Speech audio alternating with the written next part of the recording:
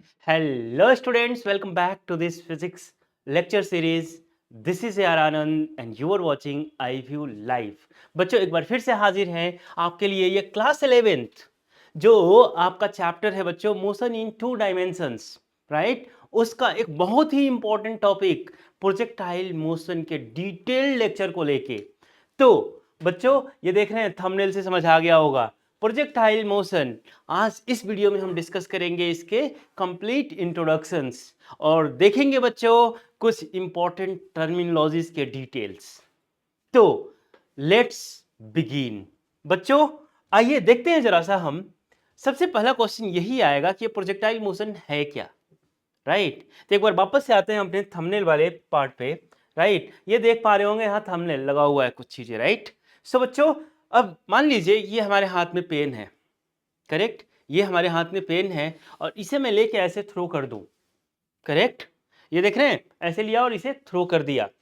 तो बच्चों ये जो पेन है ना, यही पेन हमारा प्रोजेक्टाइल बन जाएगा, ठीक है। तो प्रोजेक्टाइल बेसिकली है क्या ही? यहां देखेंगे चैप्टर का नाम क्या था बच्चों, motion in two D, motion in two dimensions, right. Chapter का नाम तो यही था ना। उसके अंदर तो टॉपिक है ना प्रोजेक्टाइल मोशन। तो बच्चों प्रोजेक्टाइल मोशन एक छोटा सा टॉपिक है देखा जाए तो, पर बहुत इंपॉर्टेंट है। किसका? मोशन इन टू डायमेंशंस का एक छोटा सा टॉपिक है। तो टू डायमेंशंस पहले थोड़ा सा समझ लेते हैं। आइए बच्चों, कोई भी ऑब्जेक्ट एक साथ एक टाइम पे यदि दो मोशंस रखा हुआ है, मान लीजिए इस पेन को जब मैं थ्रो करता हूं ऐसे, तो ये पेन ऊपर भी जा रहा है और हॉरिजॉन्टल डिस्टेंस भी ट्रेवल कर रहा है, राइट। तो ये जो पेन है आप देख रहे हैं कि एक साथ एक ही टाइम पे डबल मोशन रखा हुआ है, तभी तो बच्चों नाम है टू डायमेंशनल मोशन, राइट। तो प्रोजेक्टाइल मोशन बच्चों उसी टू डायमेंशनल मोशन का एक एग्जाम्पल है, करेक्ट। अब जरा सा क्वेश्चन पे आते हैं वापस कि ये प्रोजेक्टाइल है क्या। तो बच्चों वापस से सेम एग्जाम्पल, ये पेन उठाइए और इसे लेके ऐसे थ्रो कर दीजिए। तो ये पेन एक ऑब्जेक्ट है, राइट, और इसी पेन को बच्चों थ्रो किया जा रहा है। तो जिस भी ऑब्जेक्ट को जब आप थ्रो करते हैं और वो टू डायमेंशनल मोशन करता हुआ आगे बढ़ता है, तो बच्चों वही ऑब्जेक्ट आपका प्रोजेक्टाइल के नाम से जाना जाता है। तो प्रोजेक्टाइल कुछ और नहीं, projectile is the name of the object that is being thrown which is undergoing two dimensional motion. अब आई थिंक बात क्लियर हो गई होगी। देखिए जैसे अब ये भाई साहब को देखिए, है ना। अब इन्होंने लिया कोई चीज और लेके ऐसे लॉन्च कर दिया, थ्रो कर दिया। तो थ्रो कर दिया तो ये जो ऑब्जेक्ट है इनका, ये ऐसे चलते चलते चलते चलते वापस आके सरफेस पे हिट कर गया। तो इन्होंने जो ये हाथ में जो भी ऑब्जेक्ट लिया हुआ है, यही ऑब्जेक्ट हमारा क्या है, प्रोजेक्टाइल है। तो प्रोजेक्टाइल कुछ और नहीं, आप मान लीजिए अपने हाथ में एक बॉल लीजिए, बॉल को थ्रो करिए, बॉल ही आपका प्रोजेक्टाइल बन गया। पेन लीजिए, पेन को थ्रो करिए, पेन ही आपका प्रोजेक्टाइल बन गया। समझ रहे हैं आप? तो बच्चों कोई बोल रहा है कि पीछे से किसी इंसान को उठा के फेंक दो, ऐसे मत करना बच्चों, बिल्कुल नहीं। तो चलो पेन तक, बॉल तक तो सही है ना। अब मान लो कि कोई बोल रहा है लैपटॉप उठा के फेंक दो, टूट जाएगा, क्या कर रहे हो, है ना, ऐसे मत करना। तो बच्चों कोई चीज, है ना, उठाइए और उठा के फेंक दीजिए। जिस ऑब्जेक्ट को आपने फेंका है वही आपका प्रोजेक्टाइल है, ठीक है। क्लियर हो गया ये पार्ट? बढ़ते हैं आगे बच्चों। So let's look at this bunch of sentences. पढ़ते हैं इसे जरा सा। बच्चों क्या बोल रखा है इन्होंने प्रोजेक्टाइल के बारे में, देख लीजिए यहाँ प्रोजेक्टाइल मोशन लगा हुआ है। ये बोल रहे हैं a projectile is the name given to any body, any object which once thrown into a space with some initial velocity, ठीक है, and moves thereafter under the influence of gravity alone without being propelled by an engine or fuel। बच्चों इस पूरे sentence को दोबारा से देखिए, बताता हूं। अब यहाँ पे आपने पेन जो थ्रो किया था, क्या इसके अंदर इंजन लगा है क्या? क्या इसे फ्यूल से ड्राइव किया जा रहा है? बिल्कुल नहीं। एक बार आपने इसे इनिशियल वेलोसिटी दिया और आपने थ्रो करके छोड़ दिया इसे कि जाओ, है ना, अपने तरीके से जी लो, करेक्ट। तो बच्चों ये पेन अपने तरीके से नहीं जी पाएगा, क्या करेगा ये पेन बच्चों, under the influence of gravity automatically आ जाएगा, ग्रेविटी खींचना चालू कर देगी इसे। तो ये जो आपका ऑब्जेक्ट है जिसे आप थ्रो कर रहे हो स्पेस में, right, initial some certain initial velocity दे के आपने इसे थ्रो कर दिया स्पेस में। बच्चों मेक श्योर कि उस ऑब्जेक्ट में कोई इंजन न लगा हो, उसको कोई किसी फ्यूल से ड्राइव न किया जा रहा हो, उसका मोशन सिर्फ और सिर्फ under the influence of gravity हो। ये बात समझ में आ गई? बहुत बढ़िया।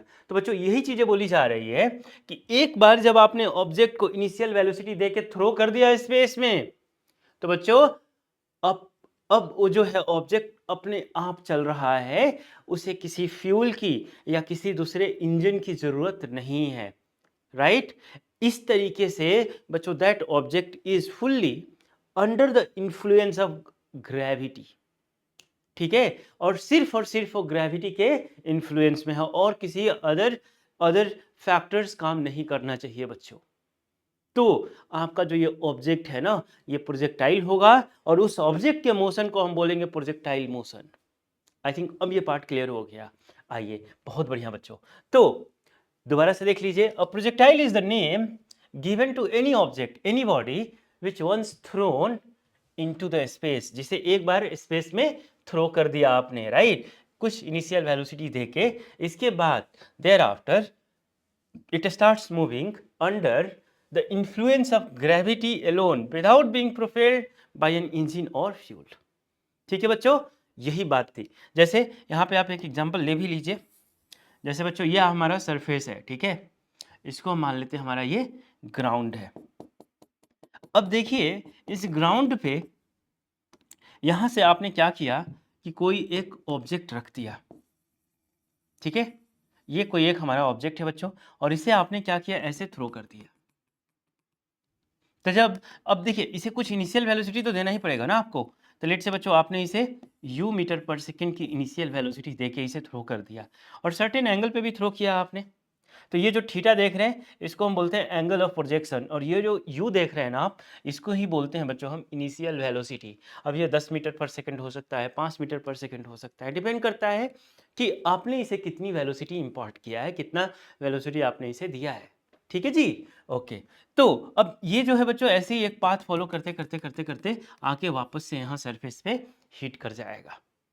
तो ये जो ऑब्जेक्ट है, दिस ऑब्जेक्ट जिसे आपने थ्रो किया है बच्चों, यही है आपका प्रोजेक्टाइल।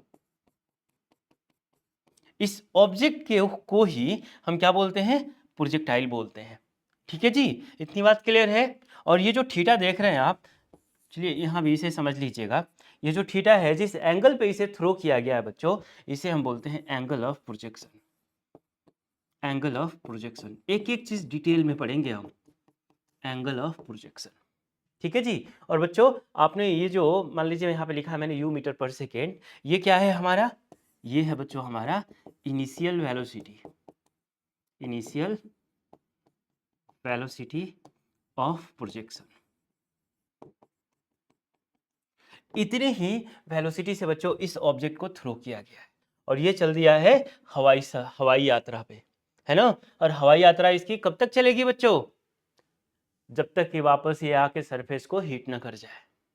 और क्यों हीट कर रहा है, समझ लीजिए, वो इसलिए कर रहा है बच्चों कि ग्रेविटी इसे कॉन्स्टेंटली नीचे खींच रही है और कुछ टाइम के बाद ये आके वापस सरफेस पे हिट कर गया। ठीक है जी, ओके। तो ये कहानी है हमारा बच्चों, बेसिक सा नॉलेज हमने लिया कि जो ऑब्जेक्ट है जिसे हम थ्रो कर रहे हैं वही क्या है, प्रोजेक्टाइल है। और जो ये मोशन कर रहा है, जो ऑब्जेक्ट मान लीजिए बच्चों यहाँ से यहाँ तक गया, तो इसने मोशन मोशन में ही तो था, तो बच्चों इसी के मोशन को हम क्या बोलते हैं, प्रोजेक्टाइल मोशन बोलते हैं। जिस एंगल पे थ्रो किया ये एंगल ऑफ प्रोजेक्शन हुआ, और बच्चों जिस वेलोसिटी से थ्रो किया ये इसकी इनिशियल वेलोसिटी ऑफ प्रोजेक्शन हुआ। क्लियर, चलिए बच्चों बहुत बढ़िया। अब देखिए इसके अंडर ना हम कुछ एजम्पशंस भी करते हैं, जैसे अब थोड़ा सा अगले पेज पे चलते हैं फिर डिस्कस करेंगे। अच्छा एक चीज और है, इंपॉर्टेंट चीज यहाँ पे लगा हुआ है तो डिस्कस कर लेते हैं, पाथ ऑफ प्रोजेक्टाइल। जैसे रुकिए यहाँ पे वापस से मैं वही सेम चीज बनाता हूँ। ये हमारा ग्राउंड है बच्चों, मान लीजिए सरफेस है ये हमारा, ठीक है, और इस सरफेस पे कोई एक ऑब्जेक्ट यहाँ पे रखा हुआ है, यहाँ पे रख लीजिए एक ऑब्जेक्ट। ठीक है जी। और बच्चों इस ऑब्जेक्ट को अब क्या किया गया, सर्टेन इनिशियल वेलोसिटी देके ऐसे थ्रो कर दिया गया। तो जब थ्रो करेंगे तो क्या होगा, पहले इसकी इनिशियल वेलोसिटी मार्क कर लीजिए। लेट्स से बच्चों इसे मैंने यहाँ पे 5 मीटर पर सेकेंड की इनिशियल वेलोसिटी दे दिया, और ये जो बच्चों लेट्स से इसे मैंने थ्रो किया था 45 डिग्री पे। तो इनिशियल वेलोसिटी कितना दिया आपने बच्चों, 5 मीटर पर सेकेंड।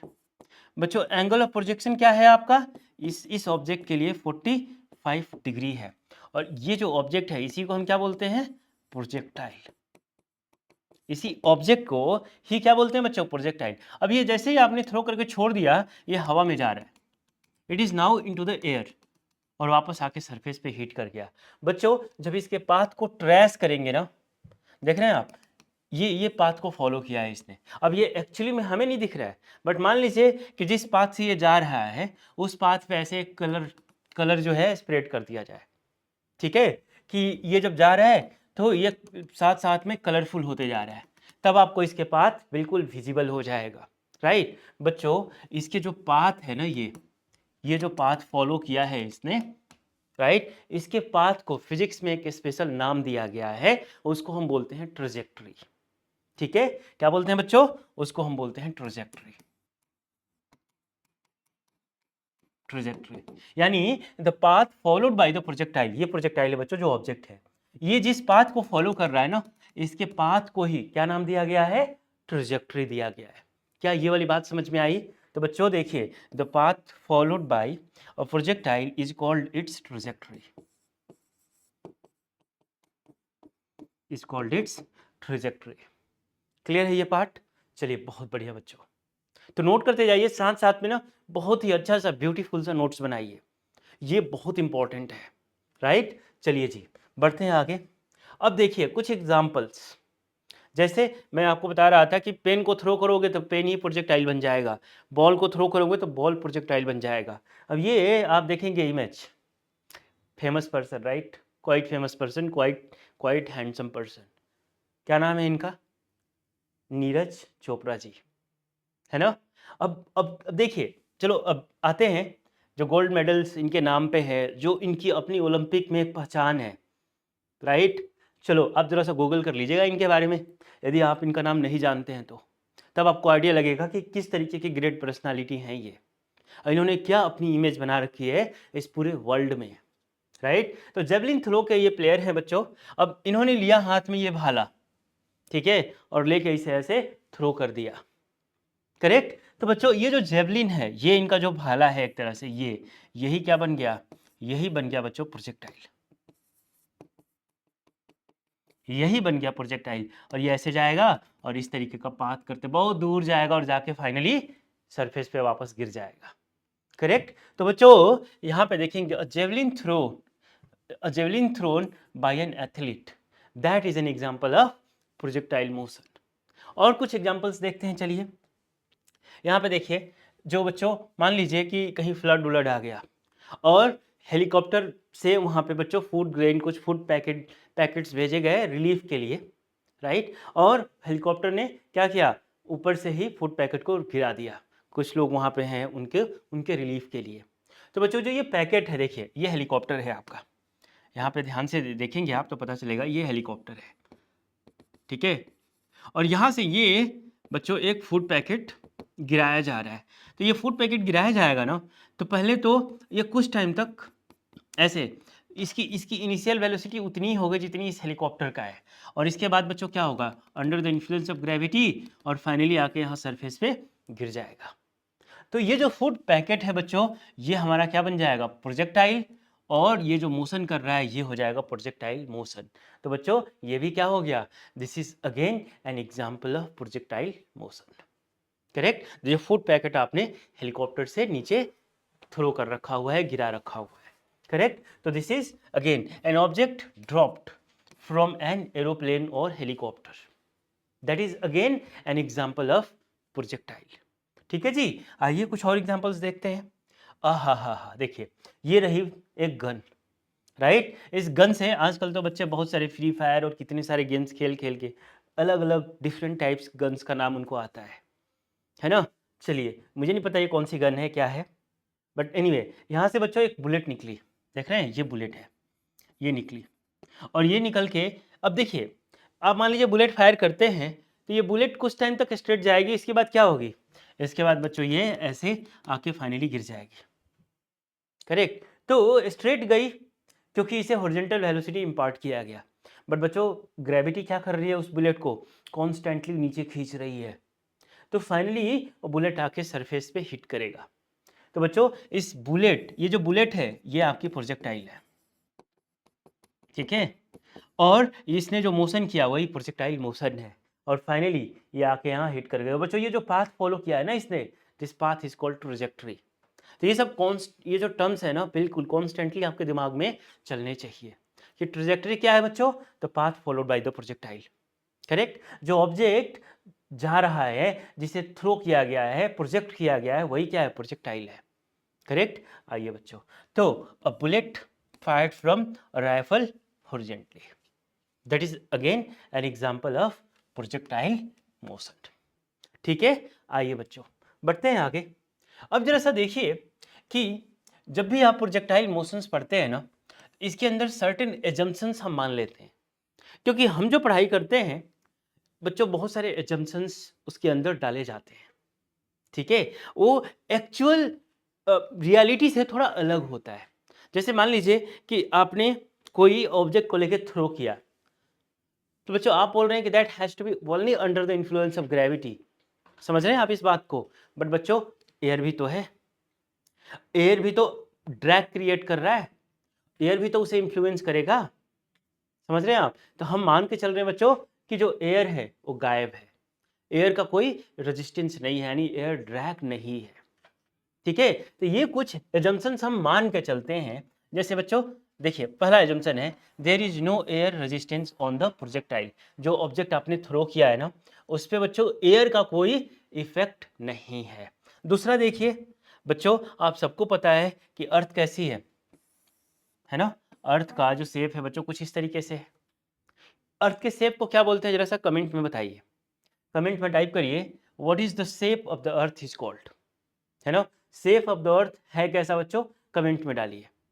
ठीक है, अब जरा सा चेक करिए, तो ये बता रहा है कि the effect due to the curvature of the earth that is negligible, हम उसे नेग्लेक्ट करके चल रहे हैं बच्चों। तीसरा चीज देखिए, the effect due to the rotation of the earth, क्योंकि आपको पता है कि अर्थ दो तरीके का मोशन कर रही है, एक तो सन के तरफ रिवॉल्व कर रही है बच्चों, एक फिक्स ऑर्बिट में सन के चारों तरफ घूम रही है, दूसरा अपने एक्सिस पे रोटेट कर रही है।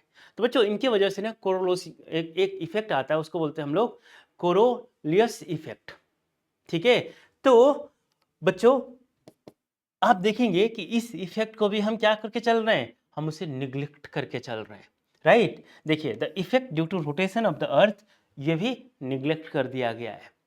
हम मान रहे हैं कि ये सारे इफेक्ट नहीं आ रहे हैं हमारे प्रोजेक्टाइल के बीच में, समझ रहे हैं आप। अब तीसरा देखिए, एक और चौथा एग्जाम देख लीजिएगा, assumption for all points of the trajectory, trajectory आ गया ना बच्चों, ट्रेजेक्टरी क्या है, path followed by the projectile, जो पाथ फॉलो किया है उसने।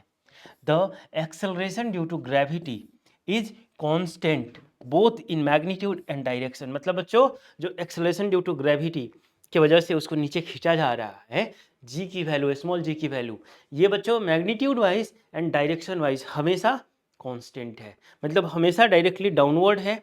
और दूसरा इसकी वैल्यू बच्चों मान लीजिए यदि 9.81 मीटर पर सेकंड स्क्वायर है, तो ये कांस्टेंट ही रहना चाहिए through out the journey of the projectile. क्या ये वाली बात समझ में आ रही है आपको। चलिए, तो ये कुछ एजम्पशंस है, आप इसे नोट कर लीजिए एज इट इज, राइट। ये मान के चलते हैं कि ये सारी चीजें हमने निग्लेक्ट कर रखा हुआ है। ठीक है जी, चलिए जल्दी से नोट करिए इसे, फिर हम बढ़ते हैं अपने अगले पेज पे। डन, चलिए जी आइए। अब जरा सा देखिए, एक बहुत ही इंपॉर्टेंट कंसेप्ट है ये। कोई भी वेक्टर में मैंने पढ़ाया था जैसे आपको कि लेट से ये एक वेक्टर है हमारा, करेक्ट। मान लीजिए बच्चों ये आपका एफ है, या चलो मान लेते हैं ये यू है, करेक्ट। यू एक वेक्टर है। अब ये क्या है, ये हॉरिजॉन्टल सरफेस है। अब ये हॉरिजॉन्टल सरफेस से बच्चों लेट से थीटा एंगल बना के इसे ऐसे ये वेक्टर को दिखाया गया है, ठीक है। तो इस वेक्टर को हम इसके रेक्टेंगुलर कंपोनेंट में रिजॉल्व कर सकते हैं, बच्चों ये रहा इसका हॉरिजॉन्टल कंपोनेंट और ये रहा बच्चों इसका वर्टिकल कंपोनेंट। ध्यान दीजिएगा इस बात पे, ये बहुत ज़्यादा इसका यूज होने वाला है इस कंसेप्ट का। बच्चों थीटा जो है, एंगल जो मेंशन किया गया है यहाँ पे, कौन से एक्सिस के थ्रू किया गया है? With the horizontal axis. ठीक है, तो बच्चों इस यू को जब आप इसके रेक्टेंगुलर कंपोनेंट में रिजॉल्व करते हैं, तो जिस एक्सिस के साथ, जिस कंपोनेंट के साथ बच्चों, जिस एक्सिस के साथ थीटा लगा है, आप उसके साथ देखिए यू को एज इट इज लिखिए और उसके साथ कोस थीटा लगा दीजिए। ठीक है, और जिसके साथ देखिए ये थीटा नहीं दिया गया है, इसके साथ में ये वाला एंगल हमें नहीं पता है, तो इसके साथ बच्चों लगा दीजिए यू साइन थीटा। यानी ये हो गया आपका इसका वर्टिकल कंपोनेंट, और ये जो देख पा रहे हैं बच्चों आप, ये बन गया इसका हॉरिजॉन्टल कंपोनेंट। ठीक है, और ध्यान रखिएगा कि ये जो u cos थीटा है और ये जो u sin थीटा है, वेक्टर में भी मैंने ये बात बताई थी कि बच्चों ये दोनों एक दूसरे से कंप्लीटली फ्री हैं, they are fully independent from each other. इसका इससे कोई लेना देना नहीं है और इसका इससे कोई लेना देना नहीं है। जब आप हॉरिजॉन्टल मोशन कंसीडर करेंगे तो आप u cos थीटा का हेल्प लेंगे, और जब आप वर्टिकल मोशन कंसीडर करेंगे तो आप u sin थीटा यूज करेंगे। मतलब बच्चों मान लीजिए कि ये जो प्रोजेक्टाइल है आपका, जिसको आप थ्रो करेंगे, करेक्ट, वो सर्टेन हाइट कवर कर रहा है, तो हाइट बच्चों वो सिर्फ और सिर्फ u sin थीटा की वजह से कवर करेगा। और बच्चों वो सर्टेन हॉरिजॉन्टल डिस्टेंस कवर कर रहा है, तो हॉरिजॉन्टल डिस्टेंस वो सिर्फ और सिर्फ u cos थीटा की वजह से कवर करेगा। तो यही चीज़ें यहाँ पे बताई जा रही है। एक बार देख लीजिए कि in projectile motion the horizontal motion है ना, हॉरिजॉन्टल मोशन कौन सा? u cos थीटा, एंड द वर्टिकल मोशन कौन सा बच्चों? इनिशियली जो है आपका u sin थीटा। ये मैं मान के चल रहा हूँ u sin थीटा यानी u cos थीटा लिखा है, तो थीटा जो है बच्चों हॉरिजॉन्टल एक्सिस के साथ में है। ठीक है, are independent of each other, neither motion affects the other. बच्चों u cos थीटा को u sin थीटा से कोई मतलब नहीं है और u sin थीटा को u cos थीटा से कोई मतलब नहीं है। They are fully independent from each other. Horizontal distance के लिए full responsibility u cos theta लेता है, और बच्चों वर्टिकल डिस्टेंस के लिए full responsibility u sin theta लेता है। समझ रहे हैं आप? यहाँ पे दो अलग अलग मोशंस एक साथ कवर किए जा रहे हैं, एक है बच्चों आपका वर्टिकल, एक है हॉरिजॉन्टल। तो वर्टिकल डिस्टेंस जो भी कवर होगा उसके लिए बच्चों सिर्फ और सिर्फ u sin थीटा रिस्पॉन्सिबल होगा, और बच्चों जो हॉरिजॉन्टल डिस्टेंस कवर होगा उसके लिए सिर्फ और सिर्फ u cos थीटा रिस्पॉन्सिबल होगा। ये पूरी बात ना दिमाग में बिल्कुल डाल लीजिए, बिल्कुल अच्छे तरीके से इसे सेट कर लीजिए। ठीक है बच्चों, ये दोनों मोशन एक दूसरे से क्या होंगे? फुल्ली इंडिपेंडेंट होंगे। करेक्ट। आइए चलिए बढ़ते हैं आगे बच्चों, नोट करते जाइए इन सारी चीज़ों को, सारे एक्सप्लेनेशंस को। Done, very good. बच्चों अब यहाँ से ना कुछ इंपॉर्टेंट टर्मिनोलॉजीज हम देखने वाले हैं, जो कि ये हमारे पूरे चैप्टर में इनका अपना इम्पैक्ट दिखेगा। आइए देखते हैं बच्चों। पहला ट्रेजेक्ट्री, हमने पढ़ रखा है। ट्रेजेक्ट्री है क्या बच्चों? Trajectory is the path followed by the projectile. जो कोई प्रोजेक्टाइल पाथ फॉलो करता है उसके पाथ को ही हम क्या बोलते हैं? जो ये पाथ फॉलो कर रहा है बच्चों, ये वाला पाथ, इसके पाथ को ही हम क्या बोलते हैं? ट्रेजेक्ट्री। करेक्ट। दूसरा है time of flight, maximum height and range. तो आइए जरा सा इनको वन बाय वन करके हम समझ लेते हैं।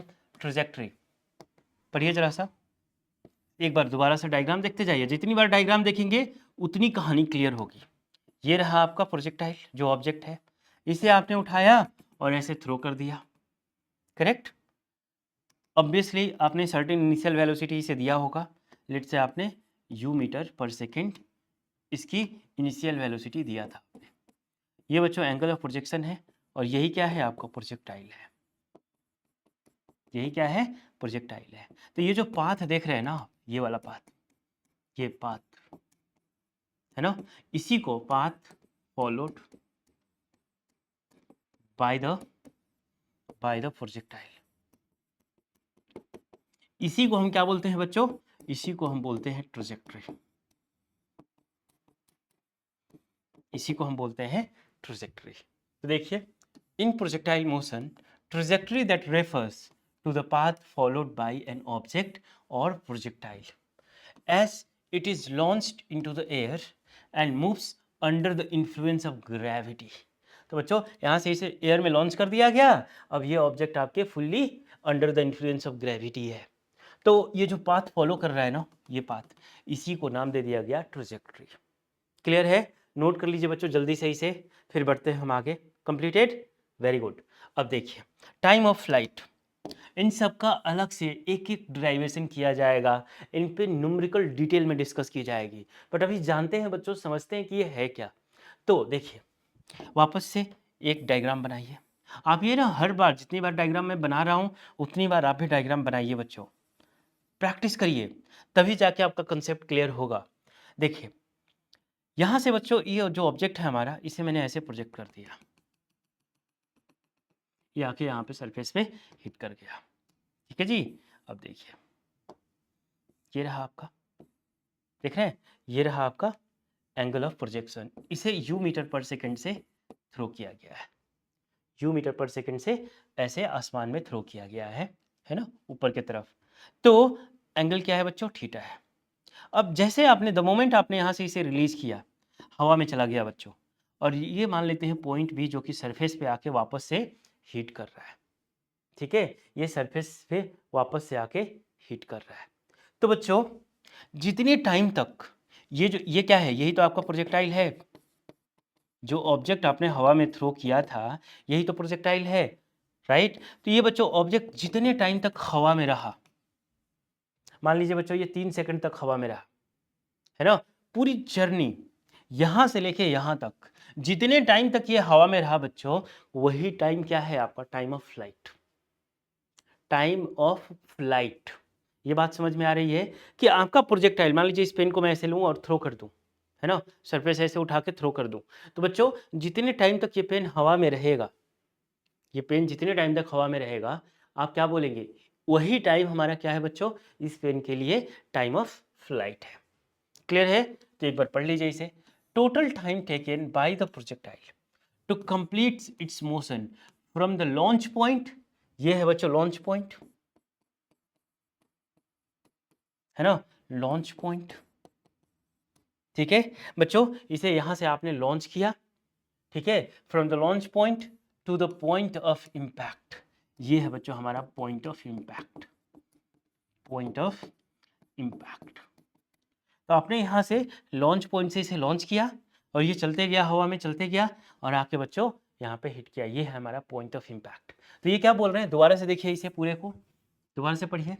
The total time taken by the projectile, मतलब बच्चों ये object, to complete its motion from the launch point, from the launch point to the point of impact, जितना टाइम बच्चों यहां से जैसे लॉन्च किया आपने और ये पॉइंट ऑफ इंपैक्ट से पहले जितना टाइम ये लिया है अपने जर्नी में, वही क्या है?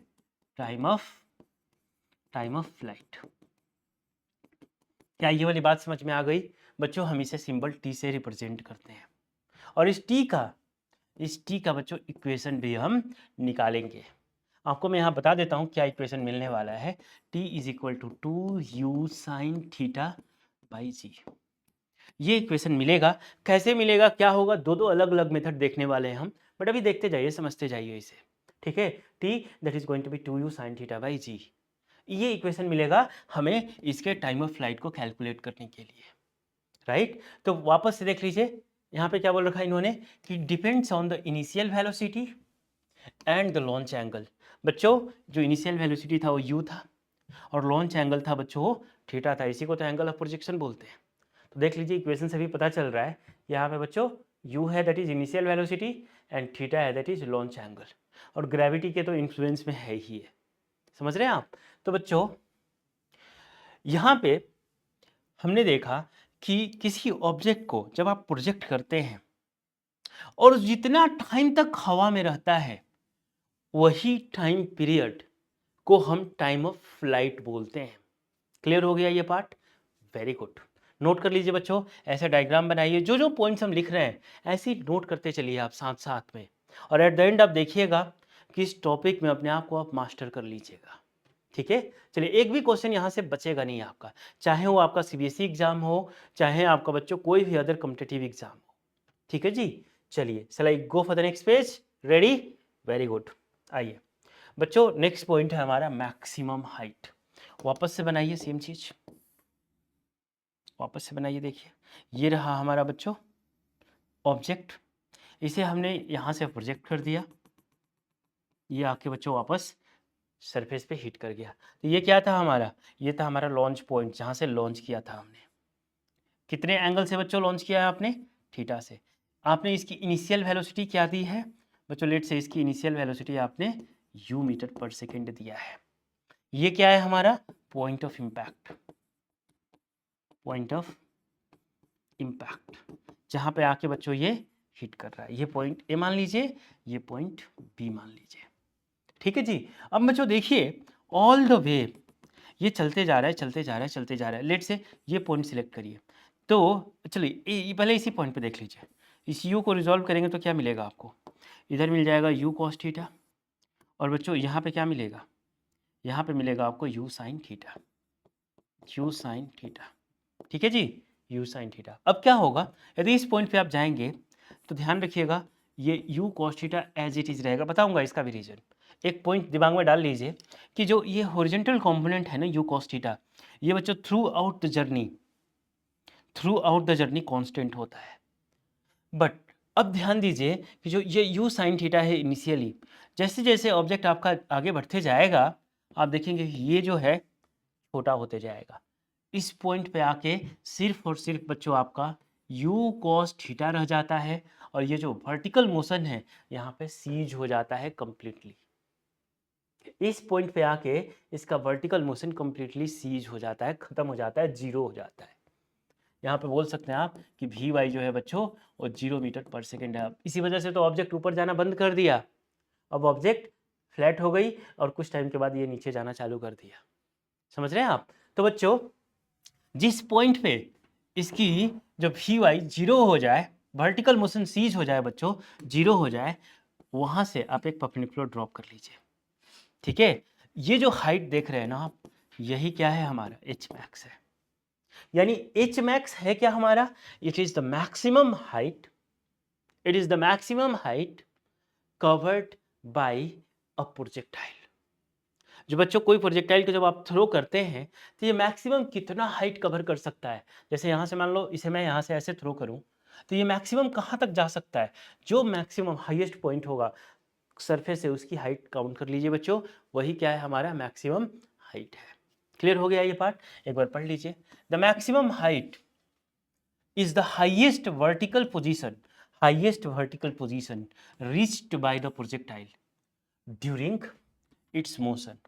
It depends on the initial velocity, ये जो initial velocity है बच्चों, and launch angle मतलब बच्चों एंगल ऑफ प्रोजेक्शन। ठीक है। अच्छा एच मैक्स का इक्वेशन क्या मिलेगा आपको? तो बच्चों ये मिलने वाला है आपका you square sine square theta by 2g। देख रहे हैं आप, ये इक्वेशन मिलेगा। कैसे मिलेगा, कहाँ से आए ये सब कुछ, ये भी आगे देखेंगे हम। ठीक है। तो बच्चों ये बताया जा रहा है कि ये जो मैक्सिमम हाइट है ना, ये किस बात पे डिपेंड करता है? ये बच्चों इनिशियल वेलोसिटी क्या है और लॉन्च एंगल क्या है। समझ रहे हैं आप?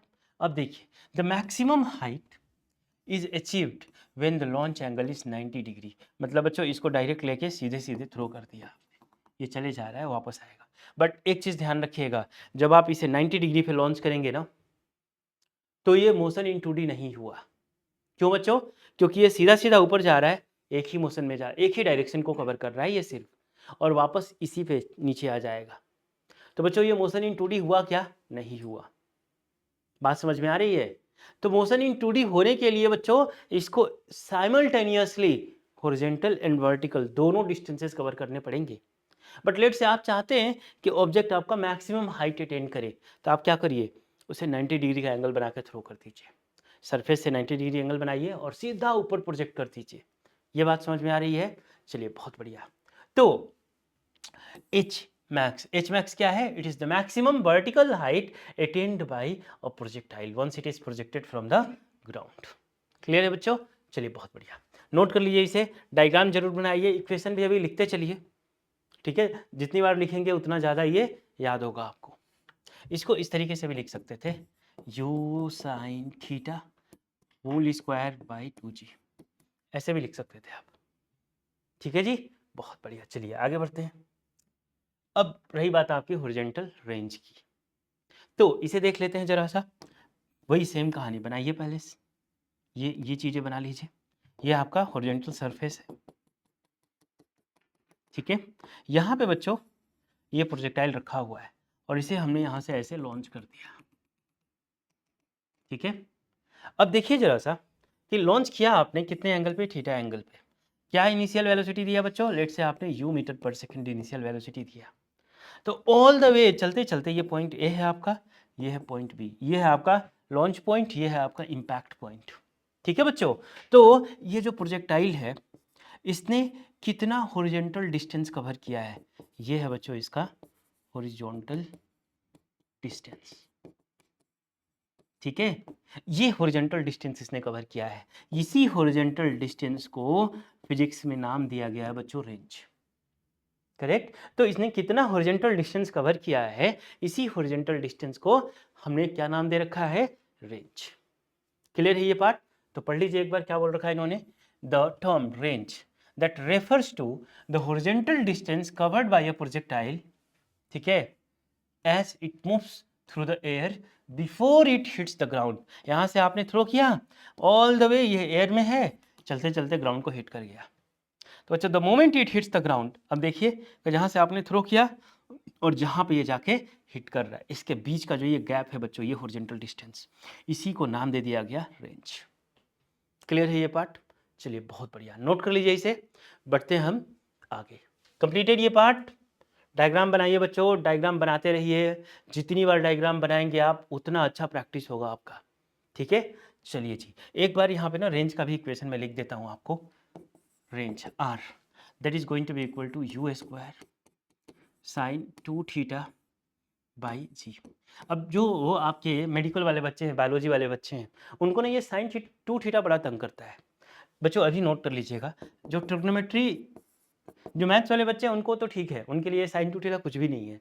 साइन 2 थीटा के लिए हम यूज करते हैं बच्चों 2 sine theta into cos theta. ये जो पार्ट है ना आपके दिमाग में कहीं ना कहीं होना चाहिए, sine 2 theta is equal to 2 sine theta into cos theta. इसका यूज करके हम लिख लेते हैं बच्चों u square sine 2 theta by g. ये आपका रेंज का फॉर्मूला है। ये क्या है आपका, रेंज का फॉर्मूला है ना।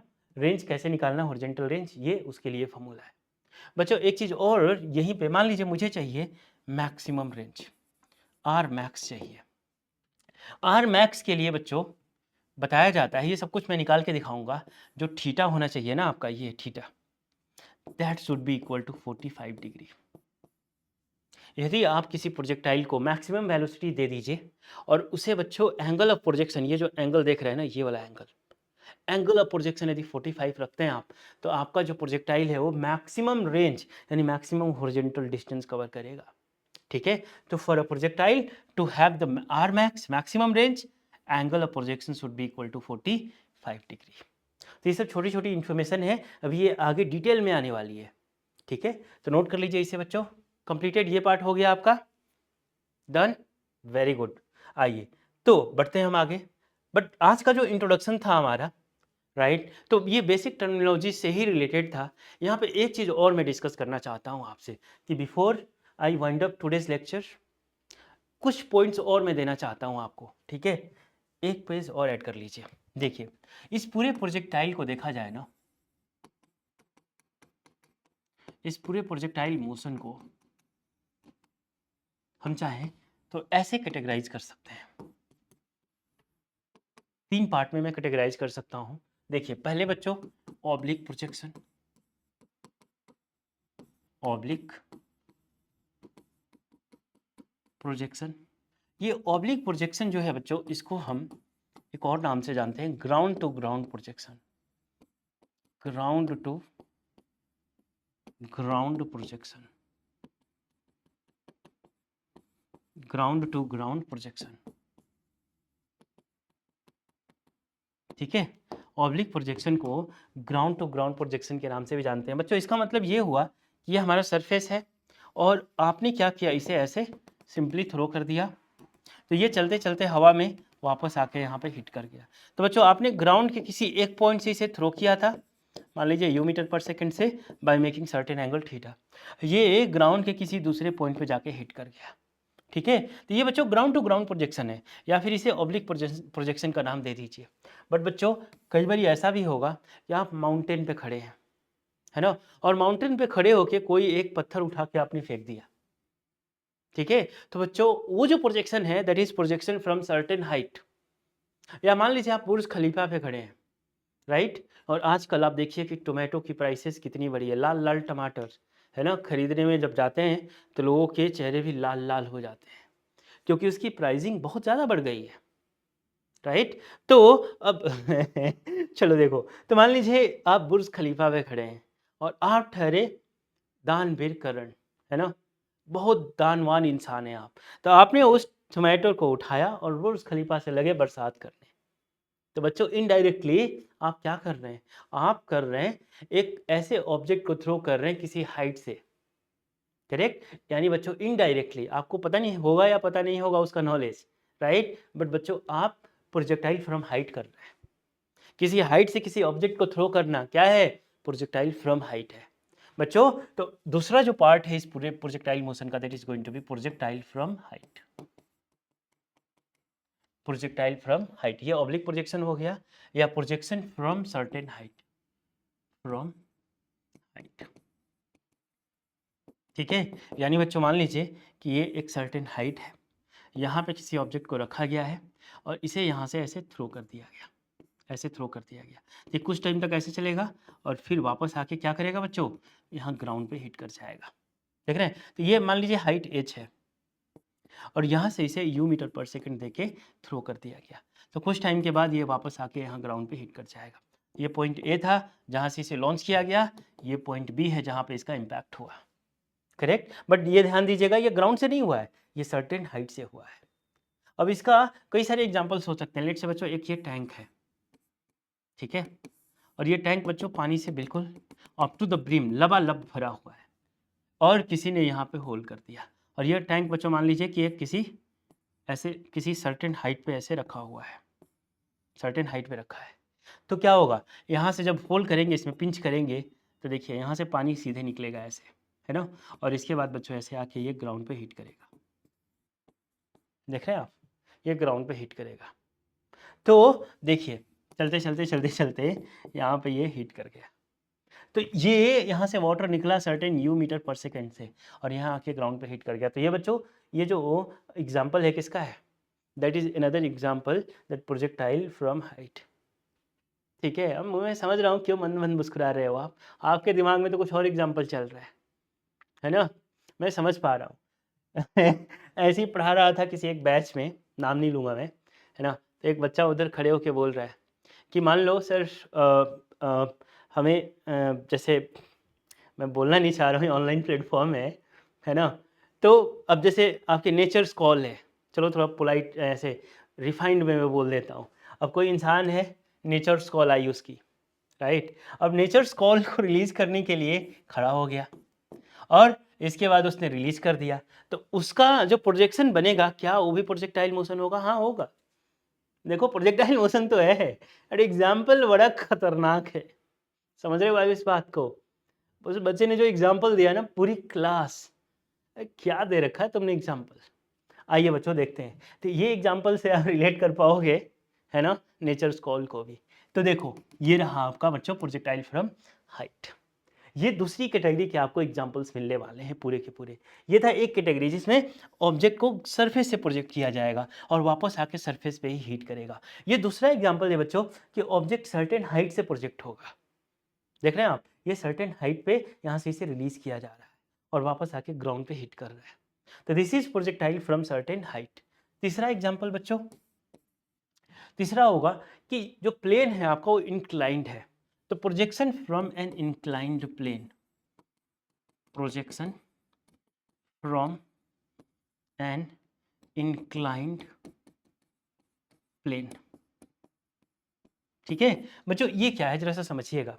मान लीजिए कि ये एक, जैसे आप फ्लाईओवर पे जा रहे हैं, है ना, फ्लाईओवर पे कार में बैठे हुए हैं मस्त आप, है ना, और आप केला खा रहे हैं, ठीक है, और फ्लाईओवर पे आपकी कार ऐसे चल रही है और आपने क्या किया कि फ्लाईओवर पे कार चल रही है और देखिए ये फ्लाईओवर है आपका, ये ऐसे, और इस पे आपकी कार है, इसमें आप बैठे हैं और यहाँ से ये कैसा है, स्लैंट है, तो आपकी कार भी स्लैंट होगी और इसमें से बच्चों आपने प्रोजेक्ट किया किसी चीज़ को, कार के अंदर से केला का आपने जो छिलका है खाने के बाद उसे आपने ऐसे प्रोजेक्ट कर दिया।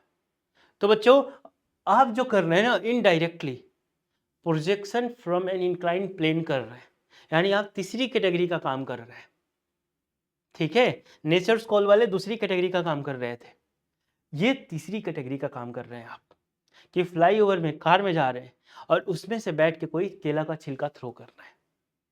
बात समझ में आ गई बच्चों? तो ये जो कहानी है आपका, ये जो कहानी है, that is going to be projection from an inclined plane. But यहाँ पे बच्चों एक चीज़ मैं बोलना चाहूँगा, कराऊंगा तो मैं ये सारा पार्ट, ठीक है, ये आपके सीबीएसई में है फुल्ली, ये भी है आपके सीबीएसई में। ये जो सीबीएसई का सिलेबस है ना बच्चों, जो आपके मान लो सीबीएसई एग्जाम कंडक्ट करा रहे हैं, वहाँ पे यहाँ से क्वेश्चन नहीं आएगा, ठीक है। तो जो बच्चे सिर्फ सीबीएसई पे कंसंट्रेट करेंगे वो ये वाला पार्ट मेरा छोड़ देंगे, आपको सिर्फ इन दोनों पे कंसंट्रेट करना है। और जो बच्चे लेट से नीट की तैयारी कर रहे हैं, जो बच्चे आईटी जेई की तैयारी कर रहे हैं, राइट, वो इस पार्ट को बिल्कुल नहीं छोड़ेंगे, ठीक है। तो कराऊंगा मैं ये तीनों पार्ट, ठीक है जी। चलिए बहुत बढ़िया। तो इस तरीके से आज का जो वीडियो था हमारा बहुत ही बेसिक था, इंट्रोडक्शंस था, बट बहुत इंपॉर्टेंट था। एटलीस्ट आप इसके जो टर्मिनोलॉजीज हैं उससे फेमिलियर हो गए, राइट। तो बच्चों थंबनेल आ गया है ना, दिखाई दे दिया है कि this is the moment where we are going to end this lecture. तो बच्चों हम आपसे फिर मिलेंगे इसी सीरीज के अगले वीडियो लेक्चर में। Till then bye, take care.